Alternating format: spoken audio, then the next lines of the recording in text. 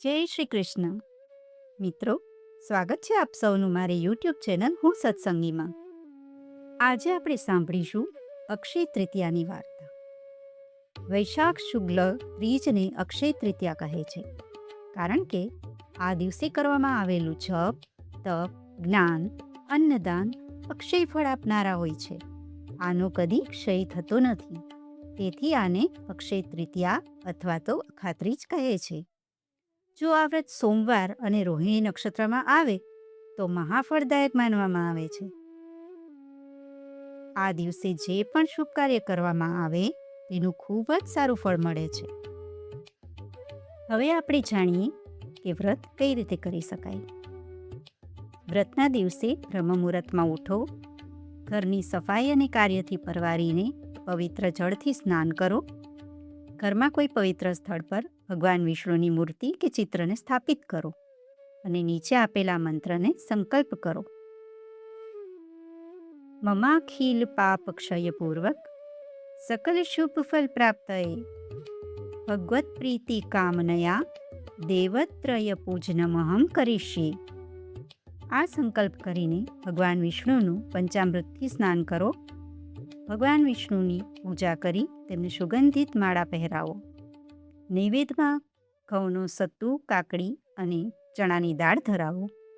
છેવટે તુલસીનું પાણી ચડાવીને ભક્તિપૂર્વક આરતી કરો અને ત્યારબાદ ઉપવાસ કરો. હવે આપણે જોઈએ અક્ષય તૃતીયાની કથા. દેવપુરી નગરીમાં ધરમચંદ નામનો એક અતિ ધનિષ્ઠ વણિક પત્ની અને પુત્રો સાથે રહેતો હતો. તેનું હૃદય ઘણું વિશાળ હતું.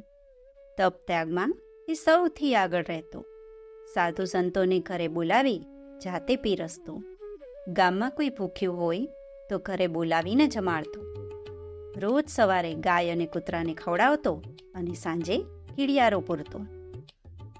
ધરમચંદની આ ધર્મભાવનાથી ખૂબ પ્રસન્ન થયેલા પરશુરામ એક દિવસ સાધુ વેશે આવીને પધાર્યા.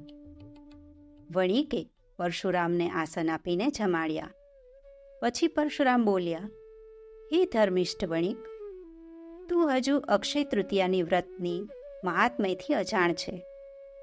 આ દિવસે ગંગા સ્નાન કરી, પિતૃતર્પણ કરી, દયા દાન કરી, ધડાજુ દાન કર. આ દિવસે તું જે કંઈ પણ પુણ્ય કમાઈશ તેનો ક્ષય કદી નહીં થાય. જન્મો જન્મ તારું આ પુણ્ય તને કામ આવશે. અક્ષય તૃતીયા વ્રતનો આવો અપૂર્વ મહિમા સાંભળી ધરમચંદે તરત આ વ્રત કરવાનો દ્રઢ સંકલ્પ કર્યો. વૈશાખ માસની અજવાળી ત્રીજ એટલે કે અખાત્રીજ આવતા એણે ગંગા સ્નાન કરી, પિતૃતર્પણ કર્યું, સાધુ સંતોનો ભંડારો કર્યો અને કુંભમાં સોના મહોરો ભરી કુંભનું દાન કર્યું. બ્રહ્મભોજન કરાવી, મોં માંગી દક્ષિણા આપી અને સર્વ સમૃદ્ધિનું દાન કર્યું. ધર્મચંદની પત્ની વિલાસવતી પતિને દાન કરતો જોઈ મનોમન ધૂંધવાતી રહી, પણ કંઈ બોલી ન શકી. સર્વસ્વનું દાન કરી ધરમચંદ પૂર્ણ શ્રદ્ધાથી પરશુરામની પૂજા કરી, જવના રોટલા ખાધા અને આખો દિવસ પરશુરામના ગુણગાન ગાયા. આ વ્રતના પ્રભાવથી તેની સમૃદ્ધિ વધવા માંડી. એ જેમ દાન કરતો એમ એની સમૃદ્ધિ બમણી થતી હતી.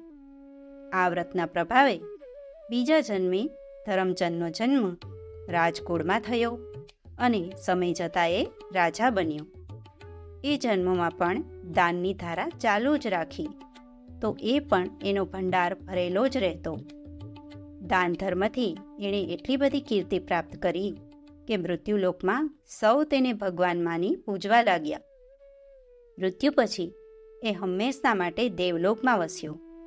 જ્યારે દાન પુણ્યથી મનોમન બળતી વિલાસવતી બીજે જન્મે ગરીબના ઘરે અવતરી અને જન્મભર વ્યંધ્યા રહી. જે કોઈ અક્ષય તૃતીયાનું વ્રત કરશે તેના ભંડાર સદા ભર્યા રહેશે. બોલો શ્રી કૃષ્ણ કનૈયા લાલ કી જય. જય શ્રી કૃષ્ણ. રાધે રાધે.